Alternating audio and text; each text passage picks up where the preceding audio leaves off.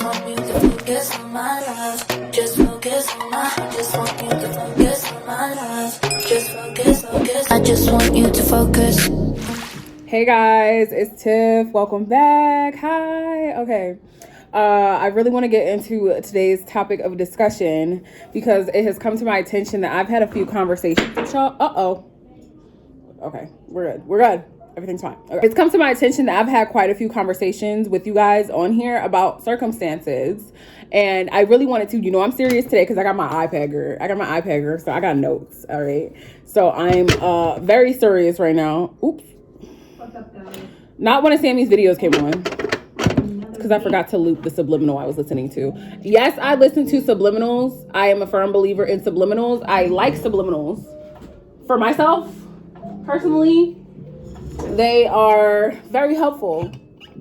All right. There actually seems to be like quite a bit of back and forth about whether subliminals are good or not in the community, and this video isn't even about that, so I don't want to divert off into a whole different topic of discussion and not get a chance to address actually what it is that I want to talk about. Dang, my what about all in the frame. But I do want to just say I will make a separate video about this in full.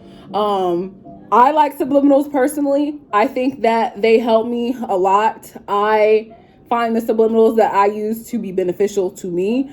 I listen to subliminals and affirmation tapes and frequencies quite often. Like, there's rarely ever a chance that I'm going to bed and I'm not playing a subliminal or frequency or an affirmation tape.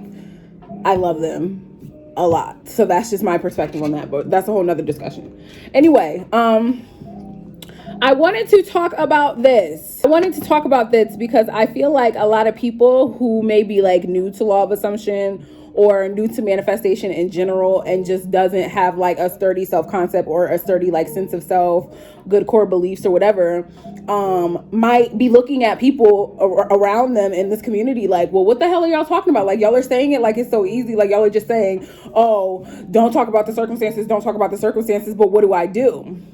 So I want to offer this piece of advice, okay? I want to offer this piece of advice that I feel like seems hard to implement at first, but just hear me out. So I wrote down, you need to assign meaning that everything is a bridge of events / talk about things as if they're happening to you, even if they're not, okay? So let me go more in depth about what I mean.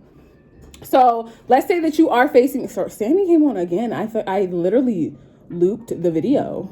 Let's say Johnny came over your house and you guys got in this big argument and he just decided to tell you that he is no longer interested in being romantically involved with you. That is a circumstance, okay? That is a thing, and that is a reason why you feel like you can't attain what it is that you want from Johnny. So this is where the diligence comes in. This is why affirmations and self-concept is important, because if you're on your affirmations and your self-concept, then it's going to be easier for you to stick to the new story and persist in the desire of what it is that you want, okay? But you essentially are going to name everything in your life a bridge of incidents or a bridge of events.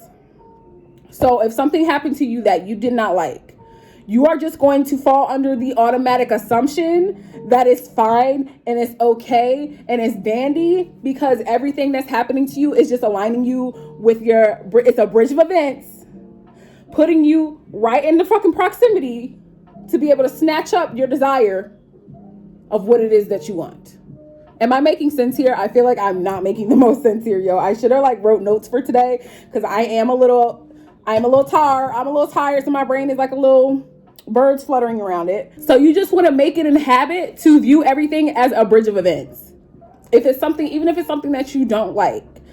Now, what I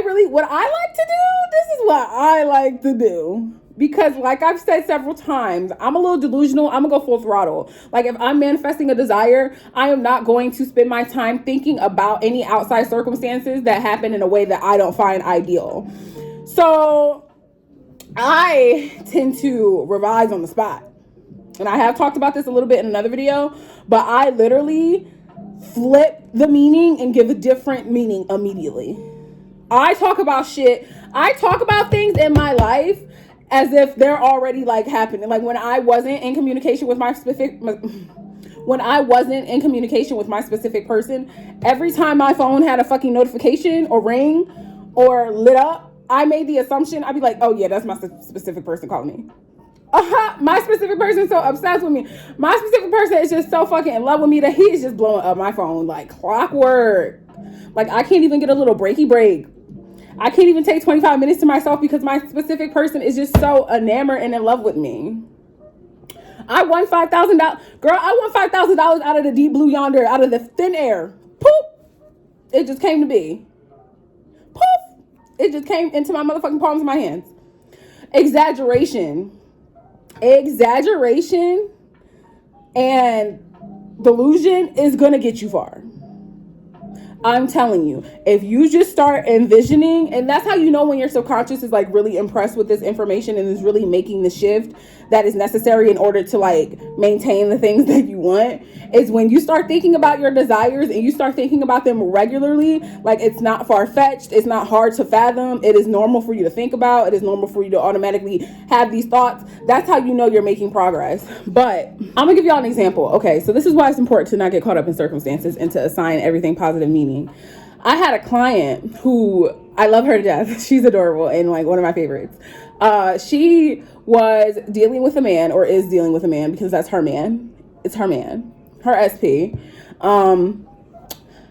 They were going through like a little bit of a rough patch, and she was just a little like, distraught. And so I told her to start working on her self-concept. And so she started working on her self-concept. And she told me that she was really hesitant at first because she kind of just felt like if she's working on her self-concept, then SP is going to go away. And, but you can still affirm for SP and still be working on your self-concept. That's what you should be doing anyway. But at any rate, she was just like really convinced that that wasn't going to be beneficial to her. She didn't want to do it. She did not want to do it. So she started focusing on her self-concept. And she started noticing that other men and other people were giving her lots of attention, but it was still frustrating for her because it wasn't SP. But my thing is this: if other people outside of you are conforming, you know that SP is going to conform. You're persisting in it. You're getting proof outside of you that the work you're doing inside of you is working. So stay dominantly focused on that and not what you feel like you're lacking. Never take anything that you don't want and acknowledge that as true. That is why coaches say, and that is why people like me say, do not bring your circumstances up, because y'all are acknowledging your circumstances as fact, even though that's something that you're not trying to experience. So you're acknowledging it as fact, but you don't want it, but you're still talking about it. Y'all see what I'm saying? It's not going to level out, bestie. You're just going to send yourself on a spiral. You're going to send yourself on a spiral. So this technique, I guess, of assigning things as just a bridge of events or bridge of incidents, or just saying they happen this way, and this way, revision, is simply just a way of keeping yourself on track and giving yourself the positive momentum that you need in order to acquire what it is that you want. I don't like if SP came to your doorstep and was like, listen, I'm done. I don't want this anymore. We're over. We're finished. Don't acknowledge that shit is true. Like you can like be revising on the spot in your head. Like just said you in love with me. Just said that the proposal is coming soon. Just said that you was at K Jewelers looking for a size 8 ring. Yeah. Makes a lot of sense to me. I'm telling you. It sounds delusional, but look. I'm about to listen. I'm about to start calling this shit the Let's Get Delusional channel, the Let's Get Delusional manifestation group. I might name my Facebook group the Let's Get Delusional. Oh my God, stay delusional, because it's gonna save your fucking life. I mean, like seriously, it's literally gonna send you on the path of getting exactly what it is that you want. The only reason why. Example, for like my client was feeling the way that she was feeling is because she didn't have resistance to those people that were showing up in her reality. She had resistance to SP showing up that way. So obviously the more that you persist, the less you're going to have a resistance, because your self-concept is going to go up.